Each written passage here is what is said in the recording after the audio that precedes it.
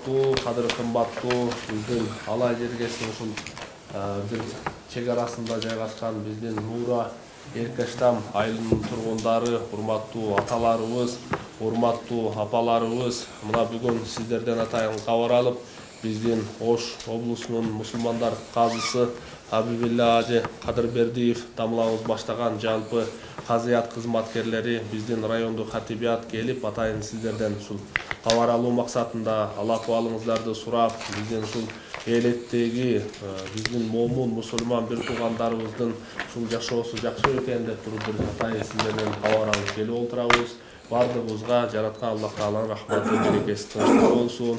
Урматтуу, бизде азыр тааныштырып өтсөм, биздин Ош облусунун мусулмандар казысы, Аалымдар кеңешинин төрагасы болуп иштеген, анан биздин Азирети муфтийдин орун басары болуп иштеген, баякы календарды карап намаз окуп атабыз го Насаат медиада, ошонун баардыгын иреттеп, тартиптештирген биздин устазыбыз Абибилла ажы Кадырбердиев өзү атайын сиздерге келип отурат. Анан бул жакта биздин Мухаммад Сали дамылабыз Ош облусунун ошо мусулмандар казысынын экинчи орун басары, мечиттер бөлүмүнүн адиси башчысы болуп эмгектенет. Андан сырткары ажы биздин каз дамылабыздын сол тарабында турган биздин Сулайман ажы Шерматов деген дамылабыз, бул киши ошол облустук казыяттын башкы бухгалтери. Анан бизде пресс катчыбыз Али дамылабыз да ушул жерге келген. Мен өзү ушул райондун баш имам катиби кызматындагы эмгектенип келатамын. Атым Эмирлан Ажы Бообеков. Анда азыркы сөздү биздин Ош облусунун мусулмандар казысы Абибилла ажы Кадырбердиевке беребиз. Уруксат берсеңиздер отуруп эле сүйлөй берелик, көбүрөөк сүйлөсөк. Мурдатан ошо ата бабаңыздар жашап келген жерди кое бербей, кыйынчылык болсо да ушул жерде жашап турганыңыздар өзүнчө бир эрдик. Бул мактоо деле эмес, бул болгон акыйкатты айтыш да. Канча адамдар мындай шарттардан баш тартып шаарларга кетип калып атат. Бирок ошентсе эле сиздер ушул жерде турасыздар, турганыңыздар сиздердин өзүңүздөр үчүн эле эмес, балким мекендин ичинде жашап аткан, кайнаган элдин ичинде жашап аткан биз үчүн деле кандайдыр бир сыймык болот да. Себеби мекендин бүтүндүгү баарыбызга керек. Мекендин чек арасынын бекемдиги дагы да баарыбызга керек. Биз муну мына Баткенден байкадык жон терибизден. Билесиздер, мен өзүм ошо Баткенден болом. Так ошол чек ара коогалаң болгон жерлерден болом. Чек аранын баркын биз билебиз, баткендиктер. Демек сиздер ушул жерде болгондора улуу Кытай элине чеп болуп, мындай бир мамлекетибиздин бүтүндүгү кемибесине кандайдыр бир себепте, кандайдыр бир деңгээлде себеп болуп турасыздар. Балким өзүңүздөр билбесеңиздер керек. Бирок биз ошондой сезебиз да. Ошол жерде биздин эл бар, ошол жерде биздин журт бар, бизге караан болуп турат деп кандайдыр бир жок, кайсы бир деңгээлде болсо да көңүлүбүз топ. Негизи эле биздин дин жаатында мекенди сүйүүгө да, мындайча айтканда, заманауи тил менен айтканда, патриоттуулукка да көп кызыктыруулар бар. Көп кызыктыруулар бар мекенди сүйүүгө. Кээ бир аалымдар заиф деп айтышат, заиф болсо деле мындай бир анын артыкчылыгы үчүн элге айтса боло берет, бирок заиф экендигин айтып коюш керек дейт. Жанагы пайгамбардын бир хадиси бар дейт, мекенди сүйүү бул имандан деп. Демек иманы бар адам мекенди сүйөт экен да. Анан кээ бир мекенди түшүнбөгөндөр, башка кылбагандар, жанагындай бир мамлекеттин түптөлүшүн, анын структурасын айыптап, Куран менен, хадис менен өкүм кылып айтат, булар туура эмес, капыр, аларга баш ийбеш керек, аларга кайшы баш көтөрүш керек деген бир бузук агымдар да жок эмес да. Ошолорго айтарыбыз да, ошолор кантип билбейт дейсиң да. Ошолордун билимсиздигинен, надандыгынан, маалыматы жоктугунан ошентип бир кара мүртөз адамдардын азгырыгына кирип, ошентип мекенин сатып, керек болсо мекендин кадырын билбей, сөөгү ар жерде калып кор болгондор бар. Биз алакандай кыргыз калкы мына жакында эле 7 миллион болдук. Ошол алакандай кыргыз калкынын кошуна өлкөлөргө салыштырмалуу биздин саныбыз аз болсо да, өзүнчө бир мамлекет болуп калганыбыз чоң бакыт.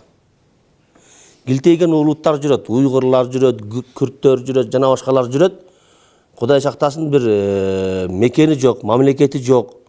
Сандарактап жүрүшөт, канча самашат, бирөөгө жакшы айтышат, жаман айтышат, бирок андай эмес. Бирок биздин абалыбызды азыр көрсөк, ошо Кудайга чекебизди көтөрбөй эле сажда кылып жата турган мамлекетибиз бар да.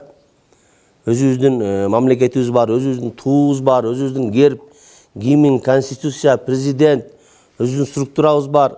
Мекенге таянабыз, мекенден пособие алабыз, мекенден ошол жөлөкөмөлөрдү алабыз. Ошентип мекендин бир бөлүгү катары жашап аткандыгыбыз аябай чоң бакыт. Аябай чоң бакыт. Ошол мекенди сүйүүдө биз жерлерде эл менен жолугабыз, имамдар менен жолугабыз. Ошолорду айтабыз да. Жанагы мекендин, мамлекеттин атрибуттарын сыйлаш маселесиге келгенде дагы кандайдыр материалдык бир түшүнбөстүккө салып, бул нерсе керек эмес, бул нерсе адамды бейишке алып барбайт деп жанагы ошондой түшүнүктө болгондор да бар. Жада калса тилекке каршы ошол нерсе Сузакта кайталанды, билсеңиздер. Медреседе окуган эле кыздар чыгып туун өрттөдү. Биздин мамлекеттин тууну өрттөп канча ызы чуу болуп эме болду. Бул мен диндар катары, мына менин жанымда отургандар да ажыл адамдар эмес, булар деле алым киши, бардыгы илимдүү кишилер. Ошол туунун мамлекеттик белгилердин дагы олуттуулугу бул шариятыбызда жок эмес. Эгер булактарды казысак, тарыхый окуяларга кайрылсак, мына ушулардай нерселерди ыйык тутуу, буларды бактоо керек экендиги бар. Бир мисал, мусулмандар менен гректердин ортосунда Мут'a деген жерде чоң казат болгон, ошол жерде жихад болгон. Аерге мусулмандар катышканда пайгамбар саллаллаху алейхи вассалам аларга Зайд ибн Харис деген адамды баш кол башчы кылып жиберип, аерде согуш болгондо адатта ошол баш кол башчы согушка өзү кирип, бир колу менен кылыч, бир колу менен тууну кармап согушат экен. Аркадагы аскерлер ошо тууну көрүп дух алат экен. Биздин туубуз жыгылбай турат деп. Болбосо мен ошо тууну деле бир жерге сайып коюп, эки колуна кылыч алып согушса, кайра жакшы эмеспи? Өзүндө коргой, же болсо бир колуна калкан алып. Ал милдет экен, сөзсүз бир колуна туу, бир колуна кылычты алып согуш керек экен. Туу ошол кандайдыр бир олуттуулугу болгондуктан ошол мусулмандар ошондой кылат. Балким ошого пайгамбарыбыз буйруган да. Көрдүңүзбү? Андан ошентип согушуп атып, бир колу менен согушуп атып, ошол кол башчы Зайд ибн Харис шейит түшөт. Анан дагы деле мусулмандар эмне кылат? Туу кулап түшпөсүн, туу кулап түшсө биздин жеңилгенибиздин белгиси деп Жафар ибн Абу Талиб деп Hazreti Ali'nin бир тууган агасы болот. Ошо киши барып тууну жерден ушул илип кетип кулатпай. Ада ошентип бир колуна тууну алып согушуп жүргөндө келип анын кылыч кармаган колун кесип салган. Кылычты таштаса да тууну таштаган эмес да. Андан кийин туу калмаган колун да кесип салганда, мына эки жарым нерден кесилген колун ошо жеринен кысып болсо да тууну кармаганда жыгытпай дейт. Туунун олуттуулугун көрүңүз, мамлекеттүүлүктүн.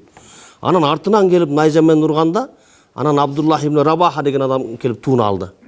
Ал да ошентип шейит болду. 3 кол башчы шейит болду, бирок үчөөнү тең тууну жыгыта коюшпады. Эң акырдан Халид ибн Валид деген чоң кол башчы болгон. Ошо кишиге туу тийип, анан ошол жанагындай аскердик тактикасы менен жеңишке жетип чыгып кеткен. Мына көрдүңүздөрбү? Биздин мына Харазим шах деген чоң мамлекет болгон буякта. Ошол мезгилде монголдор бастырып келген. Монголдор бастырып келгенде ошол учурда Мухаммед Харазим шахтын тушунда Жалалыддин Мангубер деп койтанын баласы. Ошондо ким деген Нажмиддин Кубра деген бир аулия болгон. Эшен деп коебуз го биз.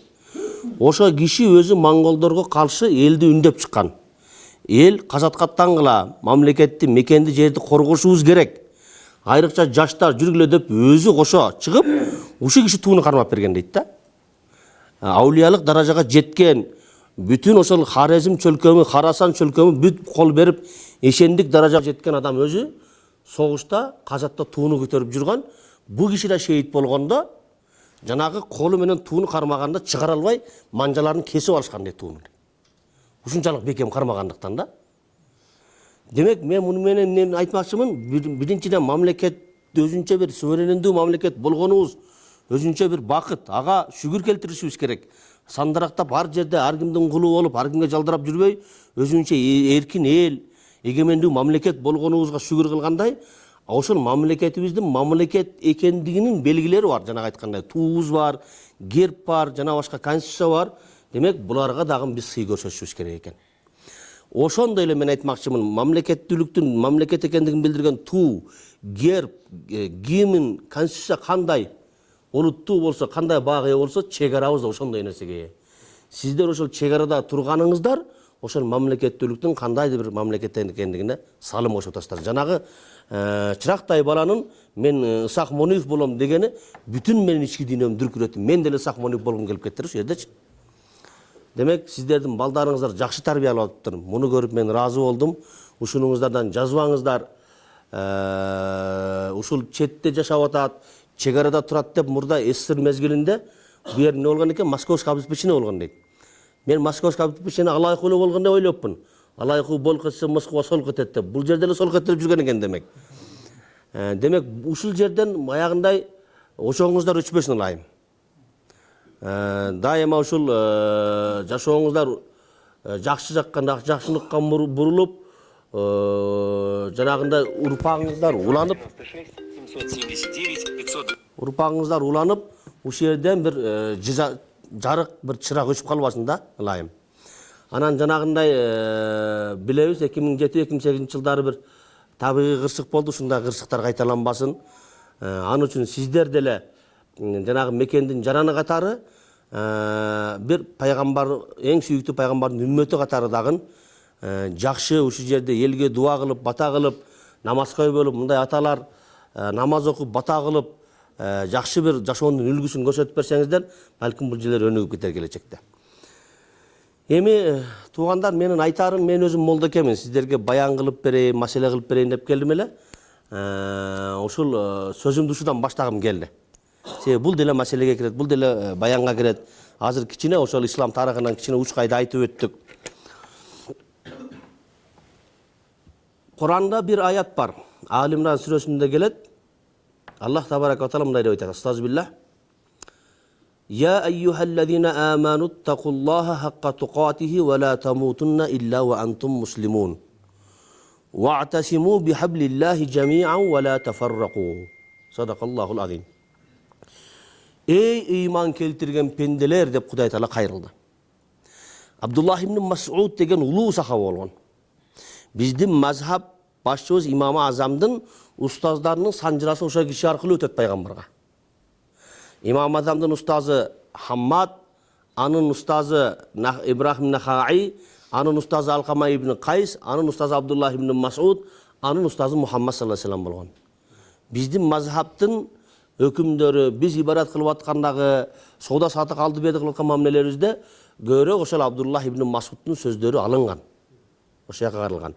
Иши кылып ошондой улуу сахаба Абдуллах ибн Мас'уд мындай дейт: Курандын кайсыл жеринде, кайсыл аятында Кудай Таала иман келтирген пенделер деп баштап аткан болсо, аятты кайрылып аткан болсо, чыныгы иманы бар адам ошол сөздүн уландысына дыкат назар салсын, жакшылап кулак төшөсүн дейт. Эмнеге десе, Кудай Таала адам баласы дебеди да. Анын ичинен имандуулар деп ажыратып алып атат.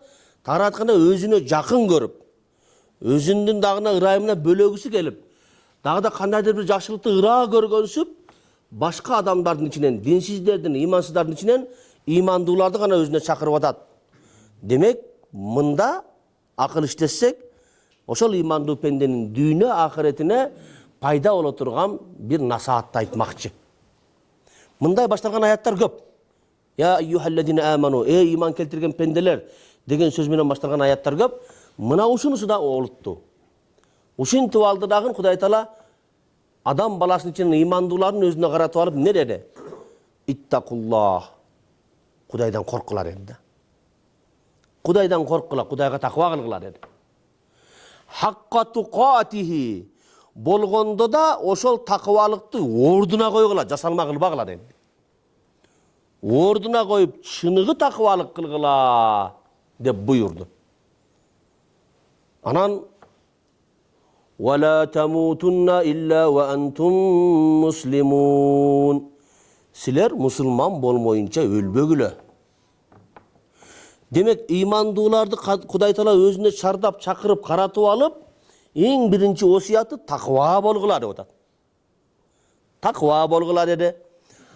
Анан таква болуунун натыйжасы эмне экендигин уктур дейт алымдарыбыз айтат. Силер мусулман болмойнчо өлбөгүлө дегенде, ким жашоосунда таква болуп жашоо өткөрө турган болсо, ал адам бул дүйнөдөн ыйманы менен кетет деген маани чыгат дейт. Бул дүйнөдөн ыйманы менен кетет. Мусулман адам бул дүйнөгө келгенден максаты, негизги максатыбыз өзү 4 күндүк 5 күндүк эле жашообуз бар. Ушу дүйнөдөн ыйман менен кетебиз бекен, кетет бекенмин деген максат болуш керек да.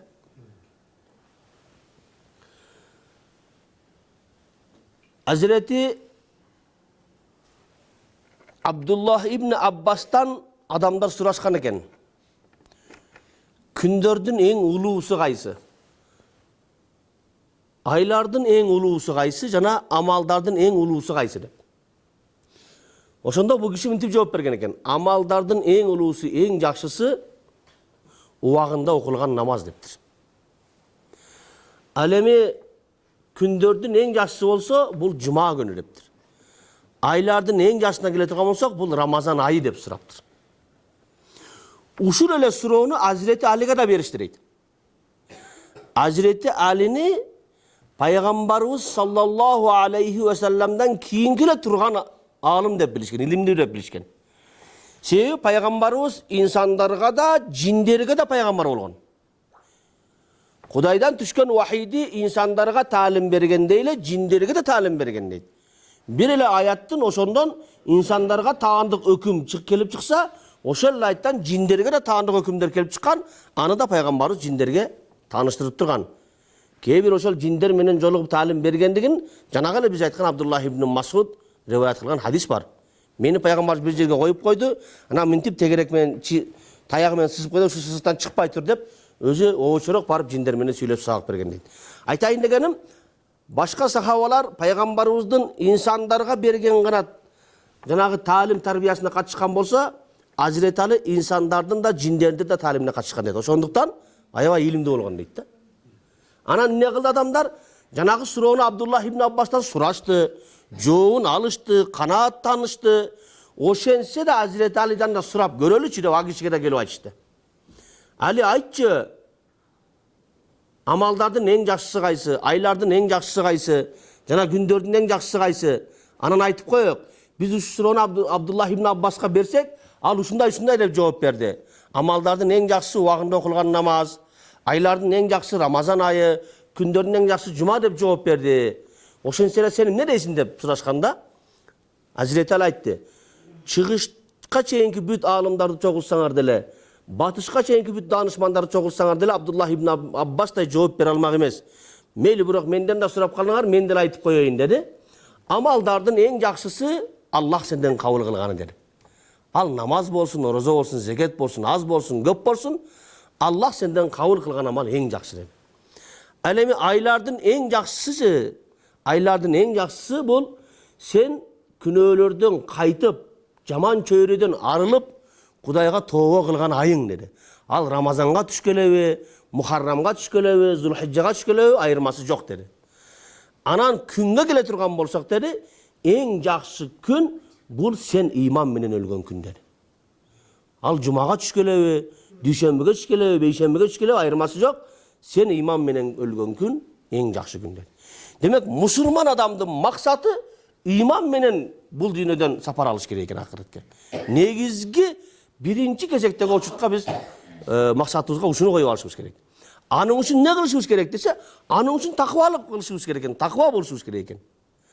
Анан дагы Кудай Таала айтат, ошол таквалыктын башаты эмне экендигин өзү дагы түшүндүрүп берет. Таквалык каерден башталат десе, вa'тасиму бихаблиллахи жами'ан ва ла тафаррaqu.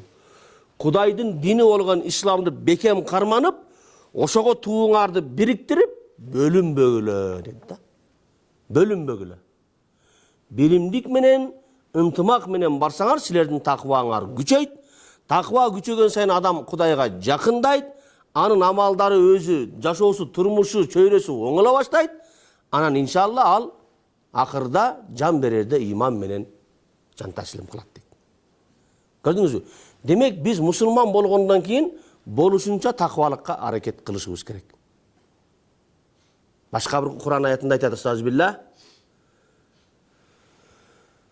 Hop, inna halaqnakum min zakarin ve unsa ve cealnakum şu'uben ve kabaila lita'arafu. Biz sizlerdi bir erkek bir ayaldan adam atamenen oğu nedenle jarattık. Anan sizlerdi ulut uru kılıp ajratıp koyduk. Kırgız, Özbek, Tacik, jol olsam oşol börü, bargı, joş, Kıpçak, Nayman dep uşintiп uru kılıp bölüp koyduk. Maksat emne dese li ta'arafu biri biriңерди taanıp bilişiңер üçün deydi. Misal üçün Abdurrahman dese kaysi Abdurrahman? Men tigi Kırgız Abdurrahman'da aytıp atamın. Sen mından Tacik Abdurrahman'ды түшүнүп албагын degen üçün uşun üçün gana Kuday Taala ulutка böldü. Je uruga böldü. Başka maksat yok. Uşul ayattın kotormosunda, uşul ayattın tafsirinde alımlarımız aytat. Kim ulutка bölünüdü, uruga bölünüdü. Mına uşul Kuday Taala aytkan maksattan başka nerseni көздөй turgan bolsa, anın imanına doğu ketet dedi da. Anın imanına doğu ketet. Bizdin ulut jakşı, balança ulut jaman, bizdin uru aksöök, öyde turat, tigi uru bolboyt degen emeler menen başka bir dünyölük garaz, dünyölük maksat menen ulutkaça uruga bölünüdü, adamdın imanına doğu ketet. Oşonduktan Kuday Taala aytып atpayбы, takvalıktın başatıra birimdik menen ketet, ынтымак menen ketet dep. Alakanday aile ekensizler, sizler ынтымакты көрсөтүp berүүde biyakta жатқан қалың 7 milyon elge үлgü olup көрсөтүp берсеңиздер болот. Men bunu men sizler bölünüp atkansın degem жоқ. Өзү bir uru el ekensizler, dagı da bekemdikti bizge көрсөтүp berse sizlerde мүмкүнчүлүк бар. Бул маселени биз ошол улуттар аралык жашап аткан жерлерге барып көбүрөөк айтабыз. Өзбек кыргыз аралашкан жерлер, кыргыз тажик аралашкан жерлер Баткенге барганда ушундай болгула, элибиz bir, жерибиz bir, mazarыбыз bir, tilibиz bir, dinibиz bir. Biz birbirimizi kotormочусуз түшүнөбүз. Bizge kotormочунун кереги жок. Ери шаркак жашайлы, баарыбыздын киндик каныбыз тамган жер ушу жер. Биздин эч кимибиздин менчик мекенибиз эмес. Мекен баарыбыздыкы, мамлекет баарыбыздыкы. Бирибиз башка жактан көчүп келген эмеспиз, келгенде эмеспиз. Депорт кылып айдап бере албайбыз бирибизди. Ошондуктан биз мекендин, мамлекеттин тынчтыгы, бүтүндүгү үчүн, үммөттүн биримдиги үчүн ынтымакта, биримдикте жашашка мажбурбуз дейбиз да. Мажбурбуз дейбиз. Андыктан биримдиктин, такыбалыктын башатын сиздерден күткүм келет. Мына ошондо иш болот, мына ошондо береке кирет, мына ошондо Кудай Таала ар кандай бале апат кырсыктарын баарынан сакташка өзү ода берген. Мешітіңіздер бар екен, жақсы екен. Мешітті көріп, қуанып қалдым. Анан, молдакасы кім имам? Сізсі жұма оқылып айт берді. 5 вақ намазға келіп тұра адамдар жақсы еле. Келіп тұрады да. Еме қылыңыз, ажыға барғандар көп елеуі? Бір қанша адам барды? 9 адам барды. Ушул айылдың өзінен, а? Ушул айылдың өзінен 9 адам барғаны өте чоң көрсөткүч. Қалпақшан ажыркелер бейіл барып келішті. Машалла. Алла қабыл қылсын ажыңыздарды. Амалыңыздарды, ошақта қылған дуаларыңыздарды Алла қабыл қылған болсын. Бұл жақсы көрініш, жақсы жылыш екен. Ушундайдан жазбашыбыз керек. Молдакенин милдети ушул элдин хидаят табып калуусуна болушунча аракетин кылыш керек. Ошо дагы эле мисалы үчүн эми мына 1 жыл бар. Ажылыкка мүмкүнеттен күздө эле каттоо башталат. Ошону элге туура түшүндүрүп, мисалы үчүн бизде мына июнь айында ажылык аткарылган болсо, биздин кыргыздар кече ойгонот да. Майда бизге телефон чалат. Молдоке, казыке мен ажыга барайын дедим, эмне кылсам болот дейт да. А бирок ал маселе о сентябрда чечип коюлган да. Ошону туура түшүндүрүш керек. Туугандар ажылыкка каттоо 2026-жылдагы ажылык үчүн каттоо 2025-жылдын сентябрь же август айында эле башталат. Ошого даярданыңыздар. Айылыбызда ажылар болгону жакшы. Ошо жака барып ажыларыбыз айылыбыз үчүн, эл үчүн дуа кылганы жакшы деп үгүт иштерин жүргүзүшүңүз керексиз. Аш тойлордо төр сиздики болгондой микрофон сиздики болот. Сизге жакшы устукан беришет, жакшы нан беришет. Ошону акташ керек да. Ошону акташ керек. Имам деген ким десе, имам бул мечитте эле туруп имамдык кылган адам эмес да. Мечиттен сырткарыда имамдык кылыш керек. Ал имаму ман ихтара бихин насу фи кулли шайин. Имам деп ушундай адамды айтат, адамдар ага бардык нерседе ыктыра кылсын. Намазда ыктыра кылсын, жашоо тиричилигинде ыктыра кылсын, мамиледе, сууда сатыкта, жана калса жаныбарлар менен болгон мамиледе сизден үйрөнсүн адамдар. Койго, уюга, жылкыга болгон мээримиңизди көрсөтүңүз. Биздин имам ушундай, малга да ырайымдуу деп, балар да ырайымдуу болсун. Туугандар менен мамиледе болууда, туугандар менен араздашпаш керек. Эгерде ошондойлор болуп калса, аларды барып жараштырыш керек. Керек болсо жалган айтып болсо жараштырыш керек. Эки адамды жараштырууда жалган айтсаң күнөө болбойт. Жалган айтыргенде кандай? Мисалы үчүн бирөөгө келип туруп, бирөө менен араз болсо, баланчыга сизди тиги жакшы көрөт экен, аябай. Балан жерде отуруп жөттө мактады. Тим эле суу чаң тийгизбейт деп жалган айтып кое бериңиз. Анан бул ага болгон немеси түздөлүп калат. Ага барып ушинтип айтып, ошентип жараштырыш керек дейт да. Эми араздашкандар болбосун. Анан айтарым, мындай сабактан сырткары учурларда, мындай кызыккан балдарга кичине Куран арип таанытып, Куран окуй турган бир артыңыздан кадыр калтырышыңыз керек. Көп учурларда биз кадырдан кыйналабыз, болду имам таба албайчы. Мен казы болуп келгенден бери көп айтып атам. Имамдарга нормале салайлык бир жылда бир өзү айылынан 5тен бала медресеге жөнөсүн шаарларга, Ошко, Бишкекке. Ошону өзүңүзгө милдет кылып алың. 5 эмес 1-ди жөнөтсөңүз да сизге утук. Мектепти 9-класс бүтүп аткан баланы 8-класстан кармаңыз. Кармап, жүрүү деп жаныңызга алып, кызыккан баланы. Бизде элдер ушундай бир түшүнүк бар. Бир үй бүлөдө бир 4-5 баласы болсо, ошонун ичинен эң начарын молдого берет да. Эч нерсеге баш иштебеген, мектепте окубаган, хулиганырагын берет, ушу адам болсо экен деп. Андай эмес, туугандар, ошол зирек балаңыздарды, мектепте жалаң 5 окуган балдарыңыздарды ушул жака бериңиздер. Себеби бул шарият илими өтө кылдат илим. Шарият илими өтө бул ыйык илим. Шарият илими бул пайгамбардын мурасы. Шарият илими бул Кудайдын сөзү. Мисалы үчүн, жөнөкөй дүйнөбүй илимди алган адам бир кызмат кылышы мүмкүн. Айыл өкмөт башчысы болот, аким болот, депутат болот, министр болот, дарыгер болушу мүмкүн, мугалим болушу мүмкүн, электрик болушу мүмкүн, башка болушу мүмкүн. Ошолор өзүнүн кесибинде ката кетирсе, адамдардын бул дүйнөсүнө гана зыян келтирет да. Ал эми молдо ката кетирсе, коомдун наркы дүйнөсүнө зыян келтирет. Ошондуктан биякты окуган балдар күчтүү болуш керек. Биякты окуган балдар зээндүү болуш керек. Ошондойлордон молдокеңиздерге бериңиздер, молдокеңиздер даремети жеткиче. Эмнени окуталат? Ошону баарын окутуп бүтсүн. Эми мен окута албай калдым байке, балаңызды Ошко медресеге алып барып берели, же Бишкекке медресеге алып барып берели деп. Ар бир адам бир жылда өзүнүн немеге норма кылып алсын, план кылып. Бир жылда жок дегенде ушул Нура айылынан жок дегенде бир баланы медресеге жөнөтүңүз. Муну менен бар элдин баары молдо болуп кетсин дебейм мен. Бирок молдонун изи суубаш керек. Ошол биздин көзүбүз өткөндө аркабыздан дуа кылып, багыштап тура турган ошол молдо болот. Башка балдарыбыз ошол аркабыз өлсөк, 3 күн үчүлүктө, 40-лыкта, байшембилигинде иштейт, ошол менен унутат. А молдо бола болсо 5 күн бир жерин жууп, 5 убак намаз окуйт. Ар бир намазында ошол көрсөткөн ата бабасын эстейт, дуа кылат. Бул жакшы нерсе да. Адамдарды адал арамда ажыратып берет. Адамдарга жакшылыкка буйруп, жамандыктан кайтарат. Анан биз молдокелер ойлойбуз, биз самайбыз, ар бир үй бүлө диндар болсо экен деп. Ар бир үй бүлө намаз окупаса экен, ар бир үй бүлөдө арак ичүү болбосо экен, ар бир үй бүлөдө жанагындай зордук, зомбулук болбосо экен, эр катынын урбаса экен, кайнене келинин кыйнабаса экен дейбиз. Ал үчүн ар бир үйдүн өзүнөн молдо чыккан жакшы да. Бизде Кыргыздарда ушундай каныбызга сиңген адат бар. Өзүбүздүкүн колдойбуз да. Менин молдом, же менин уруумдун молдосу, же менин неберем деп анан ошого симпатия кылабыздан ошону айтканын кылабыз. А жат уруудан болсо анчалык баш ийгибиз келбейт. Андай демек өзү баш ийиш керек. Андай болбосо, анда ар бир өзүбүздүн уруубуздан, ар бир өзүбүздүн үйүбүздөн кичине бир ак карана жырала турган, көзүбүз өткөзсө аркадан Куран окуй турган бир молдоке кылышыбыз керек. Анан кээ бирөөлөр айтат, эми бардыгы эле молдо болуп кетсе тиричиликти ким кылат дейт да. Ой, рызкыны Кудай берет. Рызкыны Алла бере берет. Биздин бир молдобуз бар Бишкекте. Ошол айтат, мен колум босогондо такси кыла алат элем дейт. Анан такси менен жүрүп бир улгайган апа чыкты таксиме.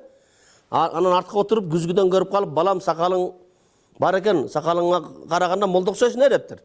Ооба, молдомун апа. Не иш кыласың десе, бала окутам дептир. А канча бала окутасың десе, 150 бала окутам дептир. Ай, 150 баланын баары молда болуп кетсе, тириликти ким кылат дептир. Десенен, апа, сиз кайсы бир молда ач калыптыр деп уктуңузбу дедим дейт.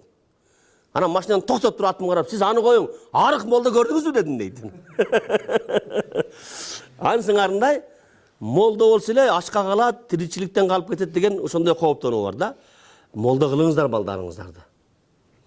Ошо молда кылуу менен бирге кайсы бир кесиптер ээлеп алсын. Сварщикпи, фельдшерликпи, башкабы иши кылып айтарым, ушул Нура айылынан чоң-чоң аалымдар чыксын.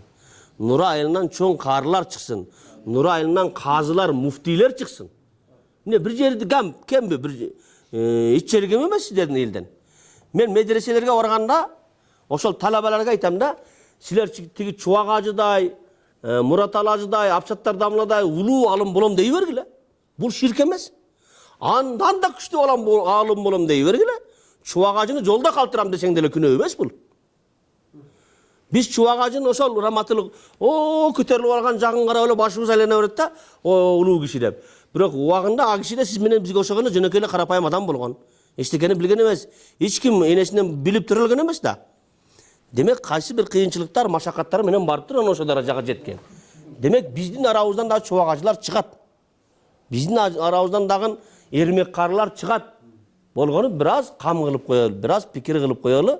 Мына ушул нерселер жакшы болот иншалла. Биз молда болгондон кийин туура түшүңүздөр. Биз мечитте отурабыз, биз сиздерди Кудайга гана чакырабыз, биз сиздерди динге гана чакырабыз, биз сиздерди ыйманга гана чакырабыз. Анан тияка чыксаңыз, тиги башка чогулуштар, алар жетип артып аткандыр уже башыңыздарды айландырып, тигиндей мындай деп. Демек бияка келгенден кийин биздин сөзүбүз ушул, муну туура кабыл аласыздар дейбиз. Биякта апалар олтурат экен. Апаларга да рахмат. Аял заты улуу. Аял затынын шариятта орду өтө чоң. Ушунча эркекти карап, багып, ушуяктан кирин жууп, тамагын бышырып берип, ушуякта жүрөсө сиздердики жихаттай эле, казаттай эле апалар. Балдарды тарбиялап атасыздар, суук жерде, башка жерде. Эркек жашагысы келбеген жерлерде аялдарыбыз, энелерибиз, апаларыбыз жүрөт. Бул да бир чоң сыймык. Молдеки аялдарга да бир сабак уюштуруп бериңиз, жок дегенде бир жумада бир өзүңүз өтүппү, же болбосо бир айда бирби, мына бул Эмирлан дамлага кайрылсаңыз бир илимдүү аялдардан жиберип турабы. Бул адамдын руханий эмесин баягындай азыктандырып туруш керек. Адамдын түзүлүшү эки бөлүктөн турат. Дене жана рух болуп. Дене тамак, аш, кийим кече менен азыктанат. Биз денебиздин азыгын ашыгы менен берип атабыз да. Каалаган тамакты жеп атабыз, каалаган кийимди кийип атабыз. Суук болсо үшүбөй турган кийим кийебиз, ысык болсо ысып кетпей турган кийим, жука кийим кийебиз. А бирок биздин рухубуз мына ушундай сөздөр менен азыктанат. Кудайды зикир кылуу менен, пайгамбарды эстөө менен, мына ушундай ыймандашуу менен, жакшылыкка чакырып жамандыктан кайтаруу менен рух азыктанат. Тиликке каршы көп жерлерде рухубуз ачка. Айрыкча аялдар тарабынын руху ачка. Аялдар мешитке келбейт байкуштар. Тиричилик менен алек. Аларга ушундай шариятты сүйлөп бере турган, акыретти сүйлөп бере турган, бейишке кызыктыра турган, өзүнүн өмүрлүк жолдошуна кызмат кылса канчалык сооп болот экендигини кызыктыра турган эмелерге, баяндарга, сөздөргө муктаж, бирок ошого шарт түзүп бериш имамдамлар сиздердин ишиңиздер. Сиздер колуңуздардан келген дараметиңиздер менен болушунча аракет кылыңыздар, күчүңүздөр жетпегенди хатиптен сураңыздар, бул жардам берет. Муну да күчү жетпей калса биз турабыз иншалла. Колубуздан келсе мына ушинтип келип турабыз, айтып турабыз, деп турабыз дегендей. Улутуңду мерет, улутуңду сактайм десең уулуңду тарбияла, дагы мерет. Элиң тескерисі ушундай да, кыздын тарбиясы да олуттуу да өзү. Энелер медресе сыяктуу дейт. Энелер балдарга үйдө тарбия берет. Энеде өзү да эч нерсе болбосо балага эмне тарбия берет? Балдарыбыз бүгүн телефондон арыла албай калды. Эне баласын тарбиялаш үчүн ушу жаңжал кылбай турсун, ушу менин жумушума тоскоол болбосун деп колуна медет телефон берип коет, жаш карысына дагы. Жашына дагы, бир аз чоңойгонуна дагы. Ошо кичинекей 3 жашар бала деле, ойноо мынандай 10-15 жашар балдар деле телефон менен аласып калды. Ата-энеси ошого курсанбыз ошолор. Ушинтип алаксып турса болду деп. Бирок тескерисинче мындай кылып телефондон алардын колуна эркин берип коюу менен биз алардын тарбиясына балким балта чабып аткандарбыз. Телефондо эмнелер деген бар. Эмне деген нерселер жок эмес. жанагында синий кит деген бир ошо сыяктуу мен энди эсимде калган ошо болуптур. Ошо сыяктуу сыяктуу оюндар бар. Акыры барып этап барып анан барып өзүңдүн жаныңды өзүң кый дейткен, эмне дейт ошондой нерселерден да балдарды сактап калышыбыз керек. Үй бүлө маселеси, үй бүлө бул ыйык маселе. Кыргызда калыптанган бир жакшы макал бар. Чымчыктын да үйү бузулбасын деп. Ошондой үй бүлөнүн бузулбасын алдын алыш үчүн аялдарды көбүрөөк окутушубуз керек. Айтарым, нике кыйыш, нике тойлор болот да. Бирөө кыз чыгарасыңар, кээ бириңиздер келин аласыңыздар. Ошондой учурларда нике кыюуда молдокеге көбүрөөк укук бериңиздер. Молдокеге ушундай креслолорду коюп бериңиздер. Молдокенин колуна микрофон бериңиздер. Анан ошол жерде молдо насаатын айтып калсын 2 жашка. Үй бүлөнүн баалуулугун, ажырашыш керек эмес экендигин, талактын кесепетин, балдар тирүү жетим калбасын. Тиги ажырашкан эркекке катын, беркиге ер табылат, бирок балага ата табылбайт, балага эне табылбайт да. Ушундай нерселерди биз даярдап бергенбиз. Даяр китеп менен, даяр хутба менен имамдардын колуна бергенбиз. Ошолорго сиздер молдокелерге шарт түзүп беришиңиз керек. Тилекке каршы бизде ушундай. Биз баарыбыз эле короз бардык эле жерде бирдей кыйкырат дегендей, ошол нике тойлорунда биз Куданы сыйлайбыз, өтө жайына коюп, кичинекей да кемчилик кетирбейлик, кудалардын алдында уят болуп калбайлык деп бардыгын жайына коебуз. Канча саат кетсе ушунча саат кетсин. Жанагындай ресторанда артисине деле, башкасына деле маани беребиз. Анан нике кыйганы келгенде эле молдогана издейбиз дагы. Анан молдо келгенде айтабыз, молдоке узартып бербең, кыскартың дейбиз. Ушундайбыз. Нардан бери 5-10 бир 10 минутка өтүп кетсе молдоке созуп ийдиңиздер дейт да. Тиякта закчтын машинасы күтүп калды дейбиз. Ошол жерде молдого 1 саат кенен убакыт бериш керек. Ошонун башында ошону пландаш керек. Бул байкушка биз мынанча кылып китеп жазып бергенбиз, мынанча кылып анын ичинен дагы зарыл нерселерди карап 2 жашка айт. Ошол айтылган насаат 2 жашка эмес, балким ошол жерде отурган турмуш куралектерге дагы, балким турмуш куруп жашоо улантып аткан чоңдорго деле пайдасы тиет да. Ошондой шартты түзүп бериңиздер молдокеңиздерге. Аялдарга, ошол элге мына ушундай нерселерди уктурат деп. Кудай каалаганча сүйлөттүрдү, Алла кабыл кылсын баарыбыздан. Эме болсо, бул шар'ий суроолор болсо, бир аз 5-10 минут суроо жооп кылайлык, анан дагы кийинки эмебизге өтөлүк. Баарбы суроолоруңуздар? Ооба. Анан молдокеге мындай да, молдоке байкуш ушу 4 жыл 5 жыл медреседе окуп келгенден кийин аны жумуш орду менен камсыз кылып бериш деле өзүнчө бир неме. Бирок жумуш менен болгондон кийин ошону молдону айылдан көчүп кетпей, ушул жерде молдолук кылып калышка эл салым кошуш керек да. Билесиздер, мурда молдону эл баккан. Отун суусуна жардам берген, жанагы малын бекер багып берген. Ошондой бир лүгөтөлөрдү караш керек өз имамгачы. Анан имам сиздин ысык суук маарекелериңизде таманы менен тик туруп кызмат кылат, балаңызды окутат, никеңизди кыйып берет, кайтыш болгондорго жаназа окуп кепинин бычып берет дегендей. Ошон үчүн молдоңуздарды колдоңуздар. Молдону эч качан жерибеңиздер, молдону өгөйлөбөңүздөр, молдону дайыма алдыңыздарга салып, маарекелерде андан кеңеш сурап, айрыкча маркумду акыркы сапарга узатуу аземдеринде молдокеден кеңеш сураш керек. Молдоке кандай кылсак болот? Кандай кылсак туура болот? Шариаттын көрсөтмөсү кандай?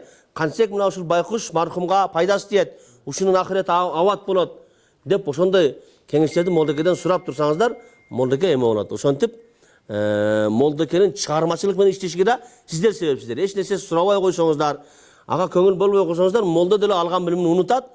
Анан бир күн көрөсүң, молдо деле катарга адам болуп калат, кепкасын кийип, жанагы бир мындай кылганда катарына кошулуп алган болот, ичи пеше дагы ошондой болуп калат. Анын үчүн молдону молдо кыла турган, дагы да башына көтөрө турган сиздер, эл сиздер. Кол кабыш кылыңыздар, материалдык жактан дагы, моралдык жактан дагы молдону колдоңуздар. Биз ошол молдону дайыма колдойбуз, биз мына хатибият болсун, казият болсун, укугун коргойбуз. Эмне болсо колубуздан келишинче жардам бергибиз келет. Анын үчүн сиздер да колдоп бериңиздер. Өзүңүздөрдүн эле кулуңуздар, өзүңүздөрдүн эле балаңыздар, жат бирөө эмес.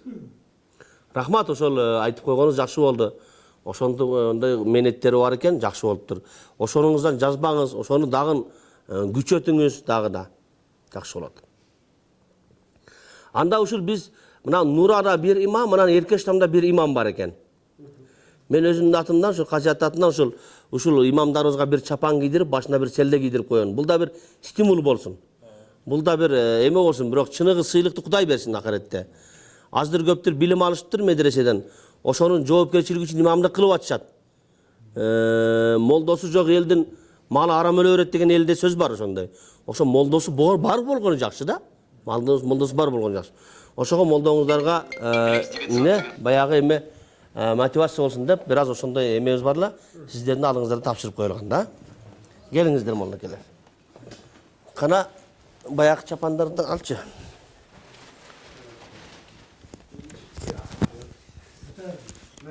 Çaparınız, çeşip alınız.